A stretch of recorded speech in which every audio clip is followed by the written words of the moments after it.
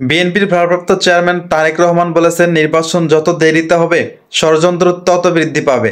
জনগণের অভ্যর্থনের মাধ্যমে স্বৈরাচারকে হটিয়ে দেওয়া হয়েছে, যার বিরুদ্ধে দেশের লক্ষ কোটি মানুষ এক যুগের বেশি সময় ধরে আন্দোলন করেছেন। সেই স্বৈরাচারে কিন্তু বসে নেই। স্বৈরাচাররা তাদের দেশি বিদেশি প্রভুদের সঙ্গে মিলে ষড়যন্ত্র করেই যাচ্ছে। শনিবারের 23শে নভেম্বর চুয়াডাঙ্গা জেলা বিএনপির সম্মেলনে প্রধান অতিথি হিসেবে ভার্চুয়ালি যুক্ত হয়ে এসব কথা বলেছেন তিনি। বিএনপি নেতাকর্মীদের উদ্দেশ্যে তারেক রহমান বলেছেন, দেশবাসী বিএনপিকে দায়িত্ব দিতে চায়।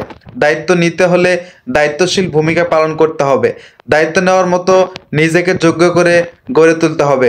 আগামী দিনে চুয়াডাঙ্গা কারা নেতৃত্ব দেবেন সেই নেতা যেমন বাছাই করে নেব, তেমনি আসুন আজ সকলে মিলে প্রতিজ্ঞাবদ্ধ হই। আমরা যে সেই পর্যায়ে নেতা বা কর্মী হয়ে থাকি না কেন, সেটা বড় কথা নয়। আপনি একজন বিএনপির কর্মী, আপনি একজন শহীদ জিয়ার সৈনিক, এটাই বড় কথা। তাই সবাইকে দায়িত্বশীল ভূমিকা পালন করতে হবে। আপনাকে বুঝতে হবে আপনার কাছে আপনার এলাকার মানুষের প্রত্যাশা কী এবং তা অনুধাবন করে কাজ করে এগিয়ে যেতে হবে।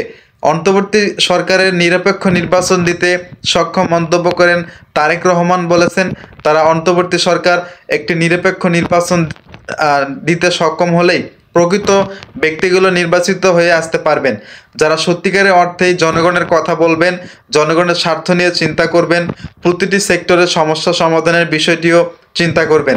একটি প্রকৃত নির্বাচনের মাধ্যমে যদি প্রকৃত জনপ্রতিনিধিরা নির্বাচিত হন, তাহলে সেটাই সম্ভব।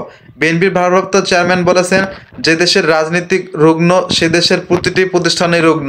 বিগত স্বৈরাচার সরকার দেশের সবগুলো প্রতিষ্ঠানকে ধ্বংস করে দিয়েছে।